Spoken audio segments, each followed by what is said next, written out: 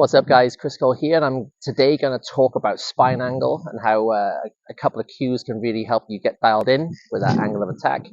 I call this the windmill drill, and what I like to remember is that if I was stood at this angle, my T would be body and club.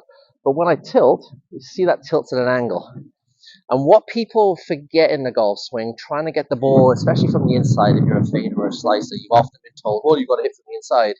Unfortunately, players to try to hit from the inside drop like this, and they force their hands under, but they have to make way by thrusting their pelvis at the ball again. That's problematic because if you move in that direction, you bring the club this way, bring the heel into play, and you often bring some poor strikes into play and some ugly results. So this is the windmill drill, okay? We're going to start like this, and I'm going to have my arm extended now, like this, so I have a straight line.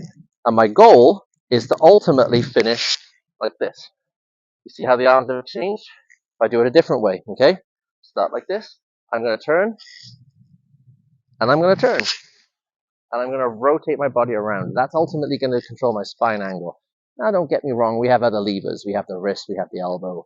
We're going to let this thing go as well. But if you can keep your spine angle in said position for longer, you're going to have a bigger arc, a better angle of attack, and just a better swing plane altogether, which is ultimately going to give you consistency. So let me see if I can entertain that. Go through my routine: club, hands, eyes, little step, big step. There's my setup. Perfect.